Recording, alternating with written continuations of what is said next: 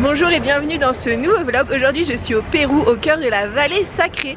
J'ai débuté ma journée à Cusco et j'ai pris un collectivo pour Ollantaytambo. Je vous laisse avec les images parce que c'était vraiment un trajet magnifique. Le moyen le moins cher de se rendre à Ollantaytambo depuis Cusco est de prendre un collectivo qui coûte 10 soles et qui part de Cusco au niveau de la calle Pavitos. Vous pouvez la trouver sur Google Maps. Le trajet dure environ 1h30 pour 60 km.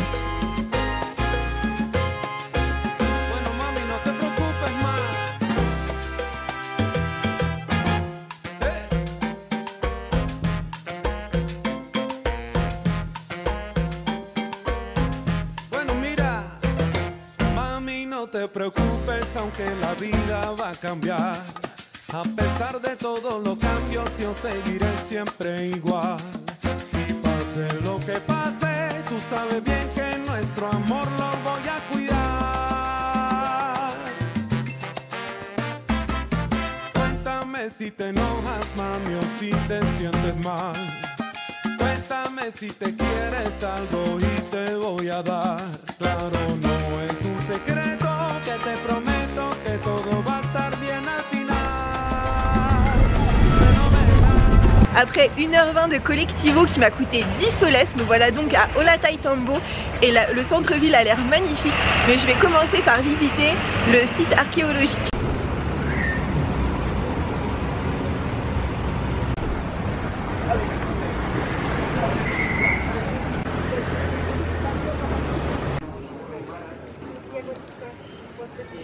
Juste devant l'entrée du site d'Ollantaytambo, il y a un énorme marché artisanal. Pour aller sur le site d'Ollantaytambo, vous pouvez payer un billet partiel qui coûte 70 soles ou le billet total qui vous donne accès à 16 sites, dont celui-ci qui coûte 130 soles. Moi j'ai le billet total qui coûte 130 soles. Le site est ouvert de 7h à 17h tous les jours. Je suis impressionnée parce qu'en fait on commence par monter par des terrasses agricoles et ensuite la ville devrait se trouver en haut. Il y a des temples, il y a pas mal de choses à voir. De façon globale, le panorama sur le site est absolument époustouflant grâce à la montagne qui l'entoure. Comme la citadelle est construite en hauteur, on a une vue magnifique sur toute la vallée environnante.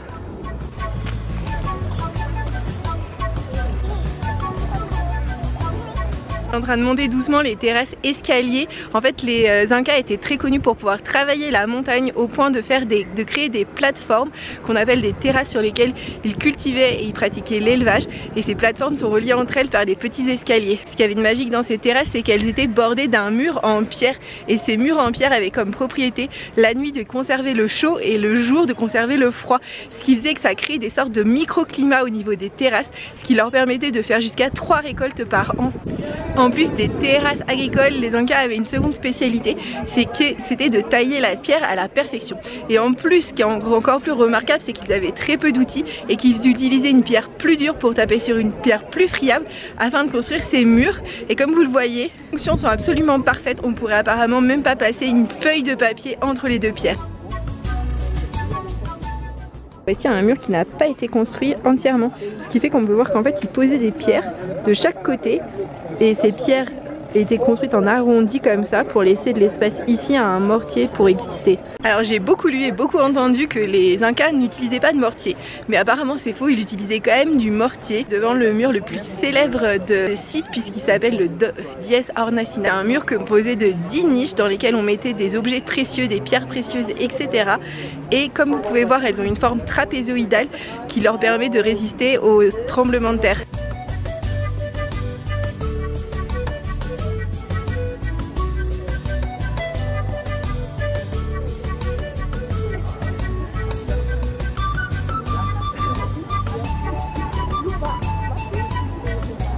Ça a été conquis par l'empereur Pachacútec au milieu du 15e siècle, c'est-à-dire très peu de temps avant la conquête espagnole.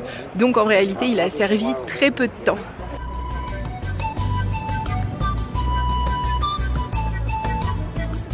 Ça, voici du granit gris qu'on trouve localement.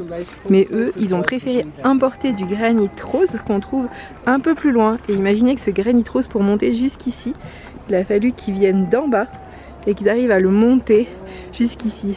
Alors qu'ils ne connaissaient pas le système de roues, on pense qu'ils utilisaient des systèmes de plans inclinés. Ça reste un miracle que les pierres soient arrivées intactes tout en haut. Les villes incas étaient composées de zones, une zone religieuse, une zone militaire, une zone résidentielle. Et là je suis dans la zone religieuse parce que les pierres sont énormes et les plus travaillées.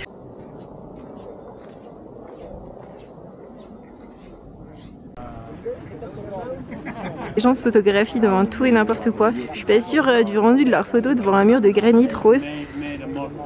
Je suis devant le mur restant du Temple du Soleil, ça devait être l'édifice le plus important de toute la ville inca. Et aujourd'hui il reste que 6 grosses pierres de granit, mais elles restent impressionnantes parce qu'elles sont incroyablement bien taillées.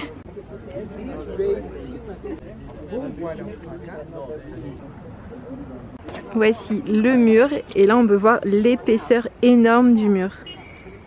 Les pierres étaient incroyablement sculptées. Vous imaginez que pour obtenir cette excroissance, il a fallu qu'ils enlèvent tout ça. Là, je suis au-dessus du mur du Temple du Soleil et on peut bien voir qu'il y a une pierre, une autre rangée de pierres et au milieu du mortier et qu'elles avaient bien des formes arrondies pour mettre le mortier entre les deux.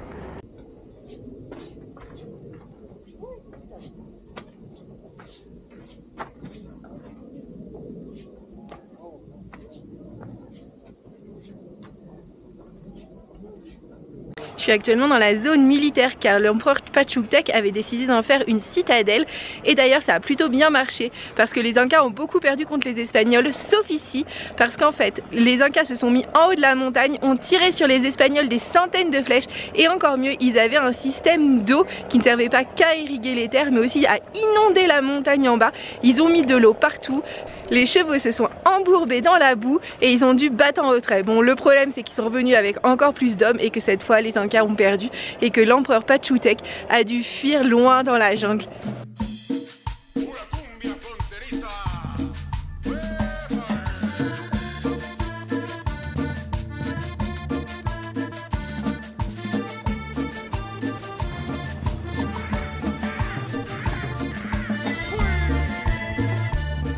Moi je suis au niveau de ce site archéologique et de l'autre côté sur la montagne vous en voyez un second.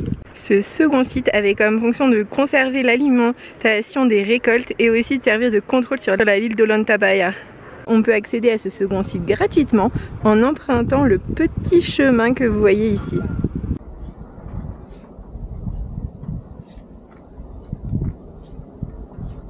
Après 600 mètres de marche sur un petit sentier, me voici devant Utahuatana. Et j'avoue que j'ai cherché sur internet, j'ai rien trouvé sur pourquoi il y avait ça. Et j'ai aussi entendu un guide dire qu'il n'avait aucune idée de pourquoi il y avait cette construction. Ce qui est sûr, c'est qu'elle fait face à la vallée. Au niveau de Utahuatana, il y a un petit bâtiment qui jouxte et on peut bien voir que la porte est plus large en bas qu'en haut afin de résister au séisme. Si aujourd'hui on sait si peu de choses sur les Incas, c'est parce qu'ils ne disposaient pas de langue écrite.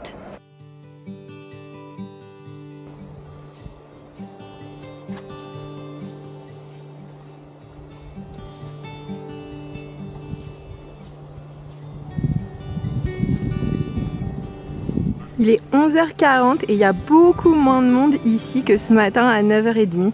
Le circuit classique des touristes, c'est de venir ici hyper tôt le matin et ensuite de prendre au milieu de la journée un train pour le Machu Picchu, ce qui fait que ce site se visite mieux dans la journée que tôt le matin. C'est assez incroyable. Avant les Incas, il y avait également des bâtiments ici que vous pouvez voir là sur les images. Les Incas savaient hyper bien capter l'eau des rivières pour les emmener et avoir l'eau courante chez eux. Encore une fois, on n'a aucune idée exacte à quoi servait cette fontaine. On pourrait penser à un lieu de cérémonie ou même à la salle de bain d'un riche Inca.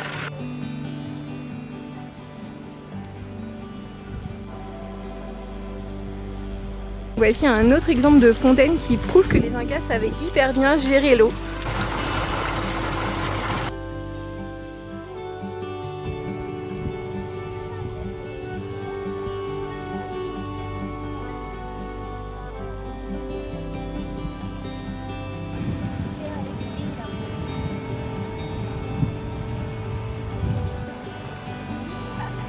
Ce site est hyper impressionnant. Pour moi, avec Pisac et le Machu Picchu, ça fait partie des 3 sites majeurs de la vallée sacrée et c'est compris dans le tarif complet des 130 soles pour 16 sites.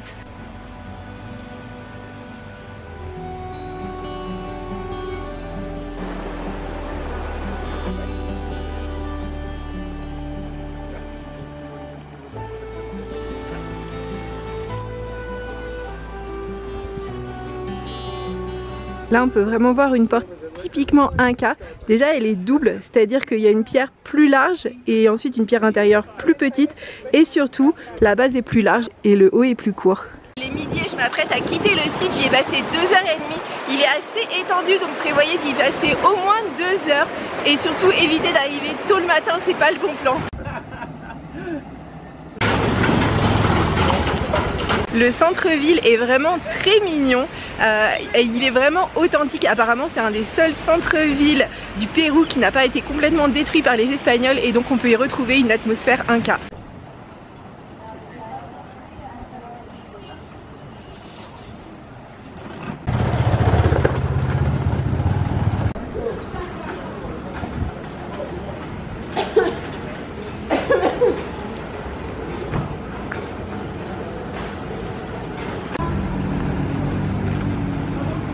On s'habille trop bien ici, pas du tout comme au France. J'ai cherché la station de Colectivo pour retourner à Cusco et j'ai demandé à la police. Depuis que je suis au Pérou, je fais tout le temps ça. Dès que j'ai un doute, je demande à la police et elle me donne toujours des informations très fiables. Contrairement à ce que je vous ai dit, la police n'est pas toujours fiable. Elle m'a envoyé vers une station de Colectivo où le prochain Colectivo partait à 4 heures. Donc si vous voulez prendre un Colectivo pour Cusco qui part à n'importe quelle heure, qui c'est une voiture, ça coûte 15 soles et ça part de la Plaza des Armas. Dès que je suis arrivée sur la place, il y a un chauffeur qui criait Cusco et je suis déjà dans le véhicule. On attend juste un passager de plus.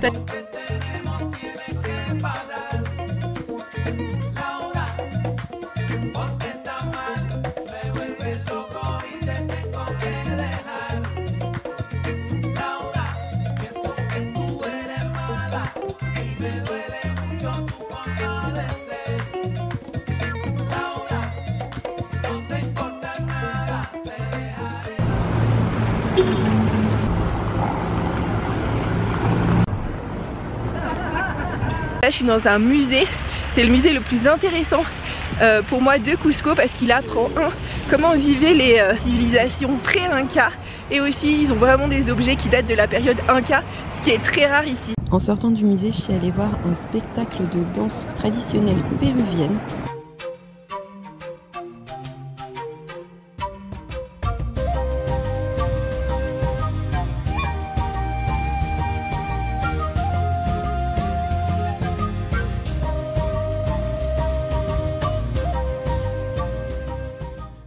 Avant de prendre un bus de nuit pour ma prochaine destination.